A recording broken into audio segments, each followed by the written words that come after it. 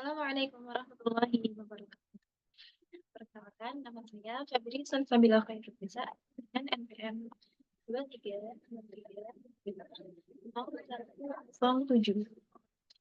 Ini saya akan presentasikan tentang dari mata kuliah evaluasi pembelajaran sekolah dasar guna mengganti pertemuan saya. Di sini saya akan membahas tentang pengolahan dan pelaporan asesmen dalam kurikulum merdeka. Yang kedua, refleksi hasil asesmen dalam kurikulum merdeka. Dan rencana tindak lanjut hasil asesmen dalam kurikulum merdeka. Jadi, bahas tentang materi yang akan kita bahas. Saya akan mereview sedikit tentang pelajaran yang sudah dipelajari tentang evaluasi dan asesmen. Jadi, dalam dunia pendidikan, evaluasi itu menjadi salah satu alat utama untuk memastikan bahwa pembelajaran berjalan secara efektif. Jadi, evaluasi bukan hanya tentang memberikan nilai saja, akan tetapi juga tentang memahami bagaimana proses belajar siswa itu berlangsung. Apa yang sudah berhasil dan di mana letak tantangan yang dihadapi siswa tersebut. Terlebih, dalam kurikulum merdeka, evaluasi itu menjadi lebih fleksibel dan bertujuan mendukung pengembangan potensi siswa secara maksimal.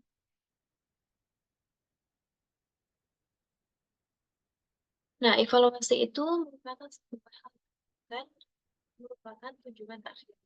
Jadi, fokusnya adalah evaluasi untuk membantu siswa itu berkembang, bukan sekedar mendeteksi hasil belajar mereka saja.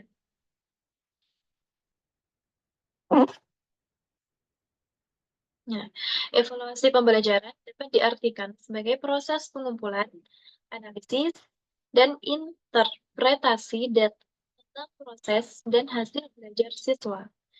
Dengan kata lain, evaluasi membantu menjawab beberapa pertanyaan penting.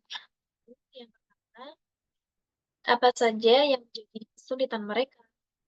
Apakah siswa sudah memahami yang diajarkan? Dan bagaimana kita sebagai pendidik bisa memperbaiki proses pembelajaran agar lebih efektif.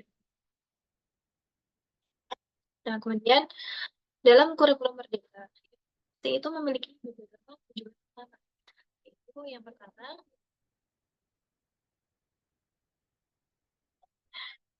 memahami perkembangan siswa secara menyeluruh. Jadi, di sini tidak hanya melihat hasil akhir saja, akan tetapi juga melihat proses belajar mereka. Yang kedua, memberikan umpan balik yang bermakna. Nah, jadi asesmen tanpa tindakan itu tidaklah sempurna, tidak berguna secara menyeluruh. Nah, jadi dengan umpan balik siswa itu bisa tahu apa yang harus mereka perbaiki dan apa yang harus mereka pertahankan. Nah, kemudian tujuan yang ketiga, meningkatkan kualitas pembelajaran.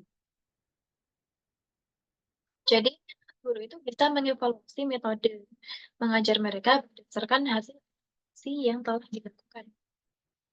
Nah, sebagai contoh, jika seorang siswa belum di konsep tentang pecahan, guru itu bisa menyesuaikan strategi pengajaran dan menggunakan alat peraga atau simulasi. Karena dengan yang nyata, siswa itu akan lebih memahami tentang pelajaran yang diajarkan. Nah, kemudian untuk jenis-jenis asesmen dalam kurikulum merdeka. Jadi, asesmen itu jadi ada 3 gitu. Asesmen formatif, asesmen sumatif, dan asesmen diagnostik. Nah, asesmen formatif itu merupakan asesmen yang digunakan untuk kompetensi ataupun informatif soal.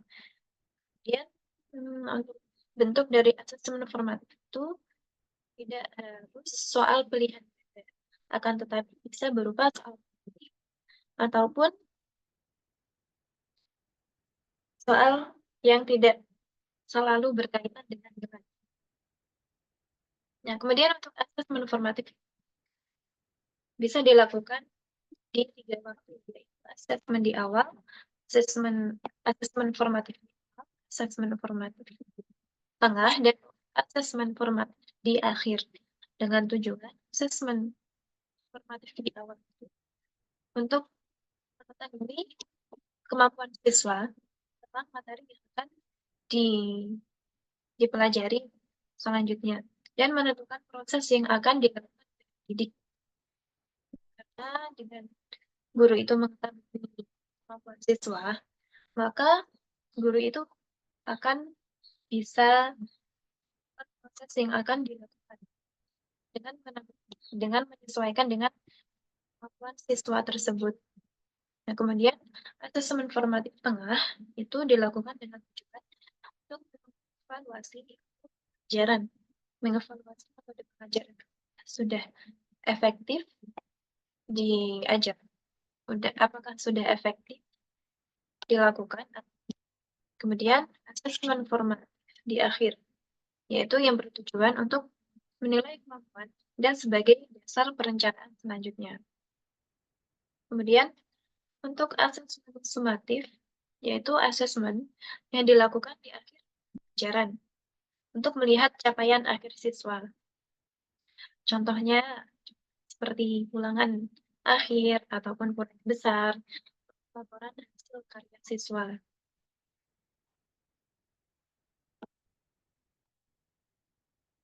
Nah, kemudian untuk asesmen diagnostik, bukanlah asesmen awal, bukan asesmen yang dilakukan di awal.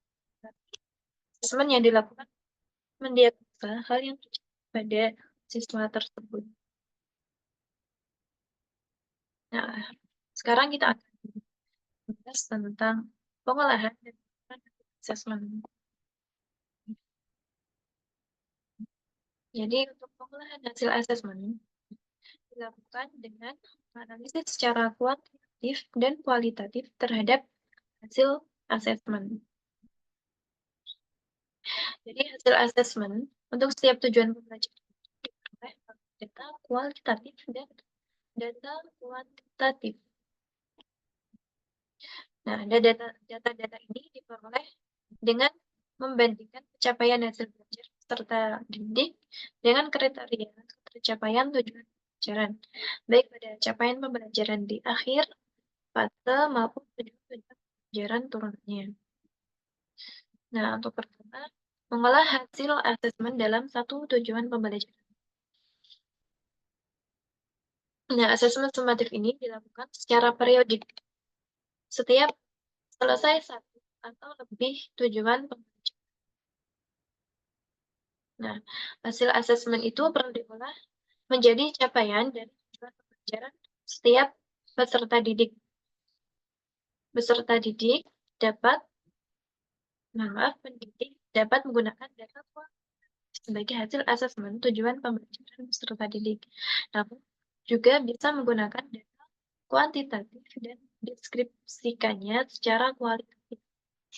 Jadi pendidik diberi keleluasaan untuk mengolah data baik secara rata maupun proporsional. Nah, kemudian mengolah capaian tujuan pembelajaran menjadi nilai akhir. Capaian tujuan pembelajaran peserta didik menjadi datanya diolah menjadi nilai akhir mata pelajaran dalam biasanya dalam satu semester. Nah, untuk mendapatkan nilai akhir pelajaran tersebut, data kuantitatif langsung diolah. Sedangkan untuk deskripsi, pendidik dapat memberikan penjelasan yang sudah dikuasai peserta didik. Mana kompetensi yang belum dikuasai dan dapat ditambahkan tindak lanjut secara ringkas jika ada.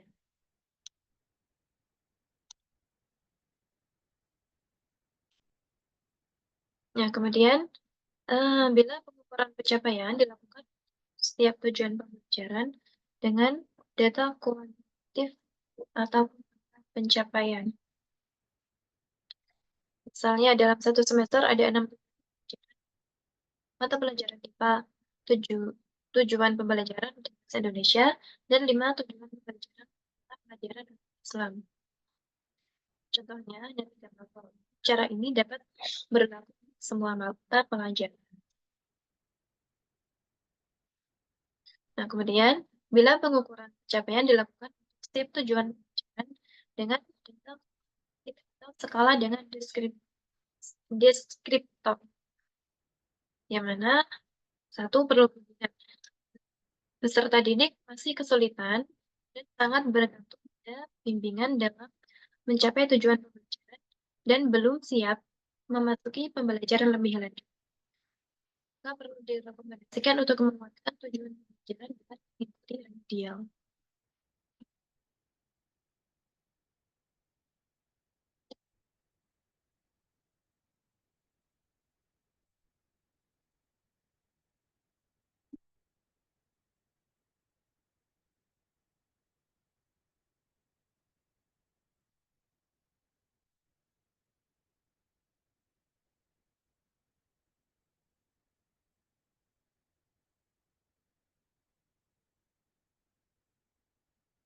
Pengolahan data asesmen. Jadi data yang diperoleh dari berbagai jenis asesmen seperti tes, observasi, ataupun portofolio perlu diolah secara sistematis. Jadi guru itu bisa menggunakan pendekatan kuantitatif, angka ataupun skor, dan kualitatif atau deskripsi kemampuan siswa. Contohnya, jika siswa diminta membuat karya seni, guru bisa menilai karya tersebut menggunakan rubrik yang telah ditentukan. Kemudian yang kedua, pelaporan hasil asesmen. Jadi dalam kurikulum Merdeka, laporan hasil asesmen itu berbasis deskripsi. Jadi laporan ini tidak hanya mencantumkan nilai saja, akan tetapi juga menjelaskan capaian siswa secara detail. Nah, satu contohnya yaitu siswa mampu menyelesaikan soal pecahan sederhana dengan baik, namun perlu berlatih lebih banyak dalam menyelesaikan soal cerita. Ya, pelaporan ini bertujuan memberikan gambaran yang jelas kepada siswa, orang tua, dan pihak sekolah tentang apa yang sudah dicapai dan apa yang perlu dicapai oleh siswa tersebut.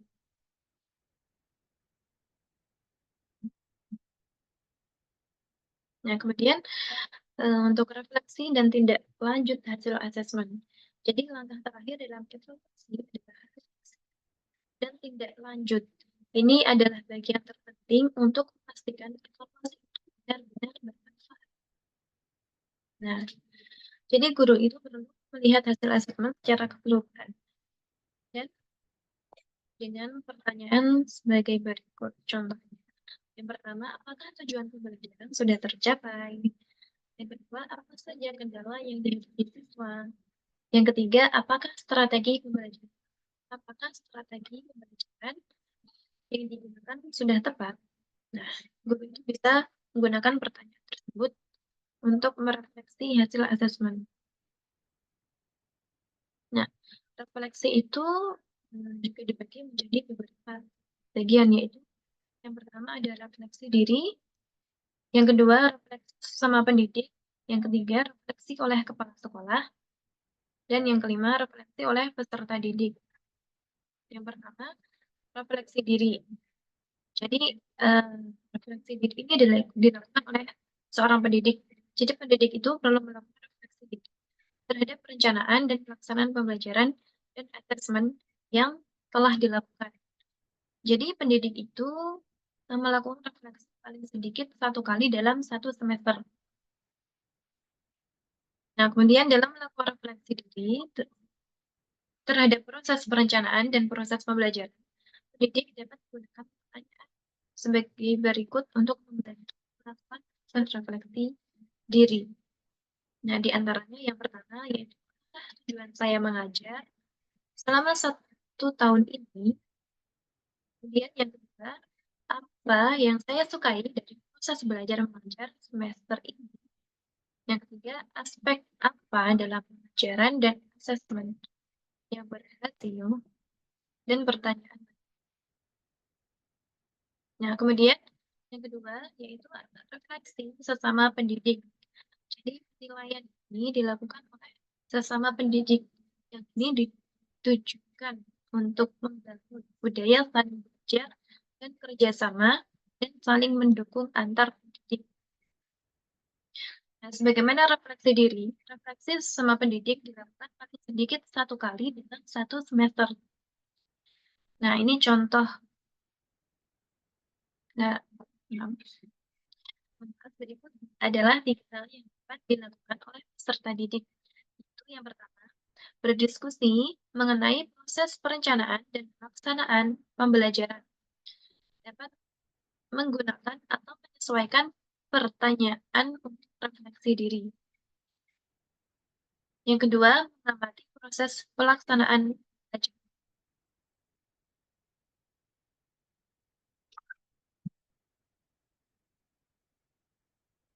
Melakukan refleksi terhadap perencanaan dan pelaksanaan pembelajaran.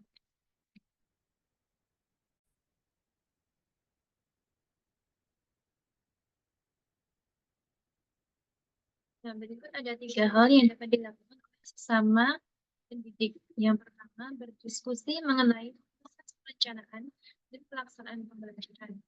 Yang kedua, mengamati proses pelaksanaan pembelajaran. Dan yang ketiga, melakukan refleksi terhadap perencanaan dan pelaksanaan pembelajaran. Kemudian, yang kedua adalah refleksi oleh kepala sekolah. Jadi, refleksi ini digunakan oleh kepala. Jadi, penilaian ini digunakan oleh kepala sekolah yang bertujuan sebagai berikut. Yang pertama, membangun budaya reflektif, yaitu merupakan kegiatan yang dilakukan untuk mendorong terjadinya refleksi atau proses pembelajaran secara terus-menerus dan menjadi bagian yang tidak terpisahkan dari proses pembelajaran itu sendiri. Yang kedua, memberi umpan balik yang konstruktif.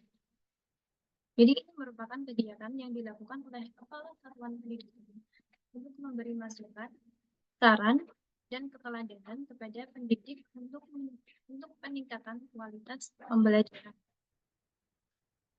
Nah, kemudian refleksi selanjutnya yaitu refleksi oleh peserta didik, di mana refleksi ini dilakukan oleh peserta didik yang bertujuan sebagai berikut. Yang pertama, membangun kemandirian dan tanggung jawab dalam proses pembelajaran dan kehidupan sehari-hari. Yang kedua, budaya transparansi, objektif, dan saling menghargai dan mengapresiasi keragaman pendapat dalam menilai proses pembelajaran. Yang ketiga, membangun suasana pembelajaran yang partisipatif dan untuk memberi umpan balik kepada pendidik dan peserta didik. Dan yang terakhir adalah melatih peserta didik berpikir kritis. Dalam pelaksanaannya, pendidik dapat membuat kuesioner yang dapat memberikan informasi tentang evaluasi perencanaan dan pelaksanaan pembelajaran. Kegiatan refleksi ini paling sedikit dilakukan 1 kali dalam 1 semester. Nah, setelah pendidik melakukan refleksi dan mendapatkan dari sesama pendidik, kepala sekolah, pengawas, ataupun pemilik, dan peserta didik, pendidik kemudian menyusun rencana perbaikan kualitas pembelajaran. Dengan demikian, pendidik akan terus meningkatkan kualitas pengajaran yang bermuara atau peserta didik.